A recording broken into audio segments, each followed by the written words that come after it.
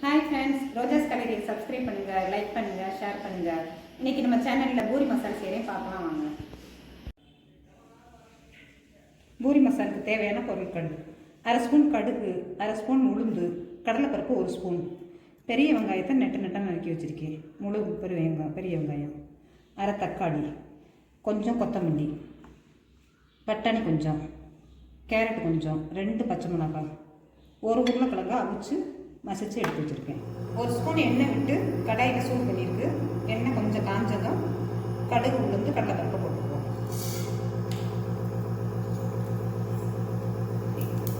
1 spoon கடலைப்பருப்பு, 1 spoon கடுகு, உளுந்தையும் போட்டு பொரிய விட்டுருக்கு.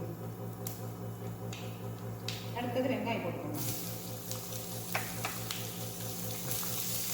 வெங்காயம் லைட்டாக வதக்கினா போதும். வெங்காயம் நேரம் மாறக்கூடாது, கொஞ்சம் நேரமாக வரக்கூடாது. அதுக்கு நல்ல ஸ்லோ ஃப்ளேமில் எடுத்துக்கணும்.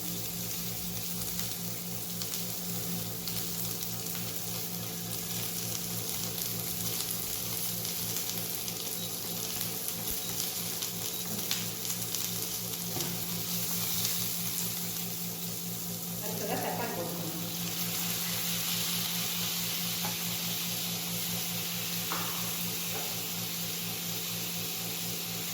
கருவேப்பிலை, கேரட்,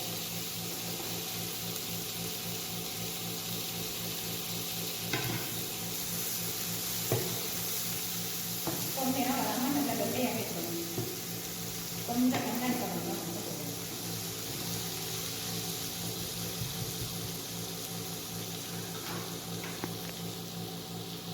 அடுத்தது பட்டாணி, இஞ்சி, மஞ்சள் எல்லாத்தையும்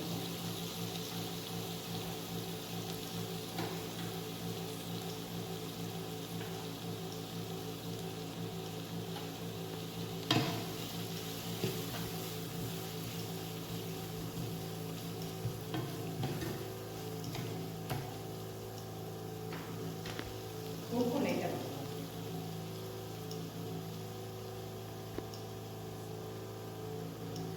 குறைக்கணும். இப்போ 2 நிமிஷம் ஆயிடுச்சு. திறந்து பார்ப்பேன் எப்படி இருக்கு.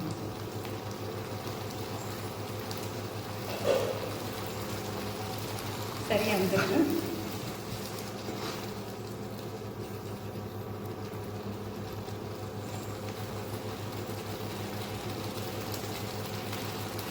கொஞ்சம் கொத்தமல்லி தழையும் கருவேப்பிலை போட்டுருவோம்.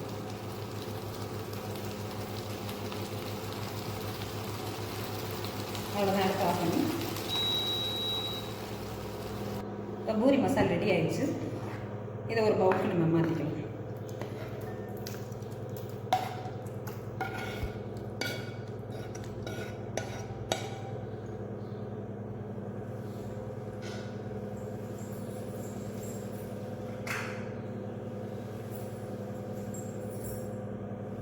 பூரிக்கு தேவையான பொருள்: 1 கப்பு கோதுமை மாவு, 1 கப்பு கோதுமை மாவுக்கு 1 ஸ்பூன் ரவை எடுத்து வச்சுருக்கேன், உப்பு, தண்ணி. பவுலில் கோதுமை மாவை போட்டுக்குவோம், ரவையை கலந்துக்குவோம், உப்பு தேவையான போட்டுக்குவோம். ரவையும் கோதுமை மாவையும் நல்லா பிசைஞ்சுக்குவோம் கொஞ்சம் ஃபஸ்ட்டு.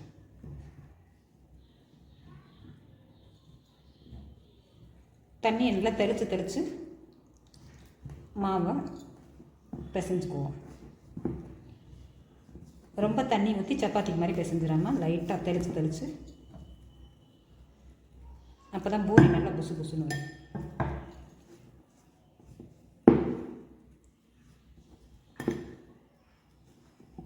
சப்பாத்திக்கு மாதிரி ரொம்ப நேரம் ஊற வைக்கக்கூடாது, ஒரு 5 நிமிஷம் மட்டும் ஊற வச்சுக்குவோம். கரெக்டாக இந்த பதத்தில் பிசைஞ்சு வச்சுக்கோங்க மாவு.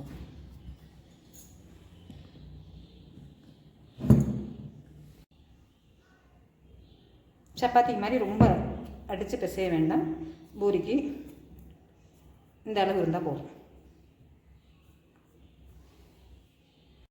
பூரி கட்டையில் கொஞ்சம் மாவு போட்டுக்கலாம். மாவு தூவிட்டு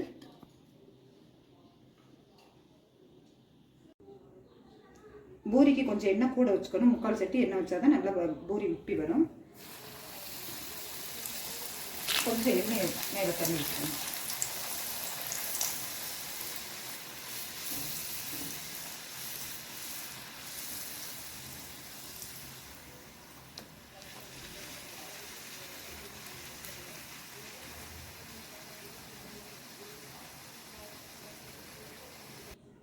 முக்கால் சட்டிக்கு எண்ணெய் வச்சுக்கணும், அப்போ தான் பூரி நல்லா உப்பி வரும்.